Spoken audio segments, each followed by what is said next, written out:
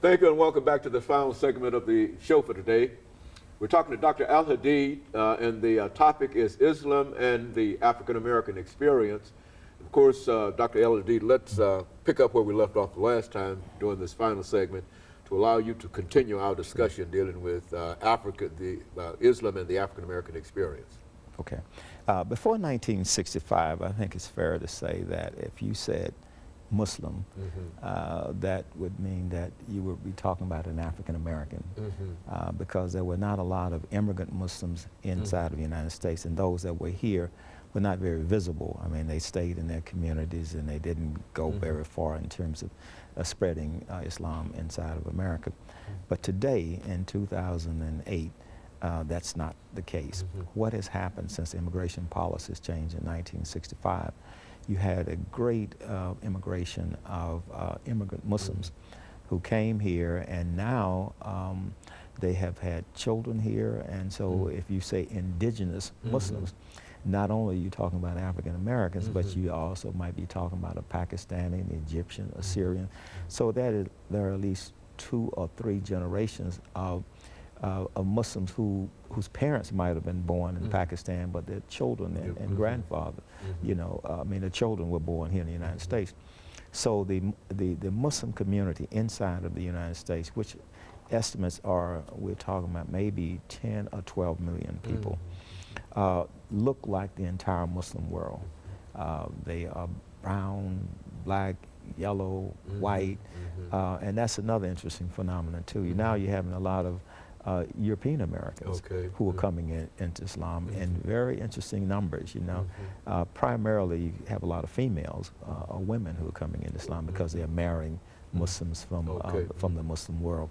But you can start to see that there are more whites who are becoming Muslim now. And back in the 1960s, I mean, you wouldn't even dream of maybe a white becoming a Muslim because of the rhetoric in terms of them being called, whites being called devils. So quite naturally, that type of interpretation of Islam would not attractive in the whites. But there are a lot of whites who come into Islam, especially young whites, and you have a lot of young white males that are also becoming Muslim.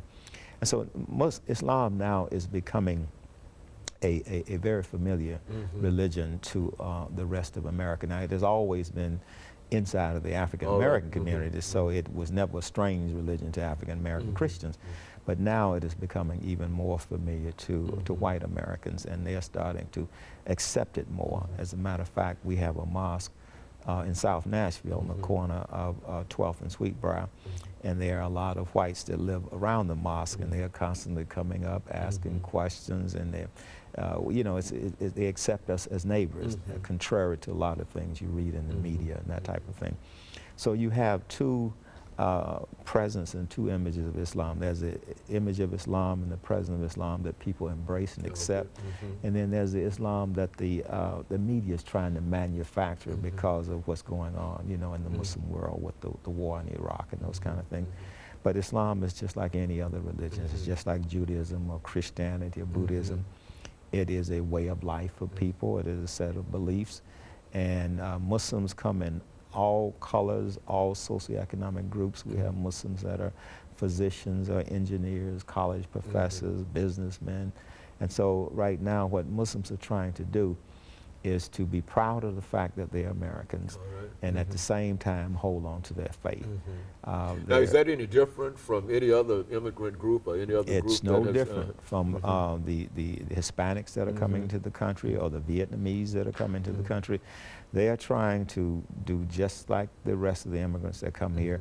They're trying to take advantage of the opportunities that exist in America, trying to become successful, keep their families together, educate their children, and make a contribution to the United States. You have Muslims now who are going into politics. For example, you know the story of Keith Ellison, the African American from Minnesota, who was a representative from Minnesota and who was sworn in. He put his hand on the Quran that owned that was owned by Thomas Jefferson, and so you have you know, you have Muslims who are becoming very visible as judges, as politicians, as mathematicians and educators, and so Muslims are just now trying to embrace the idea that we are Americans. And in the past, you know, the Muslims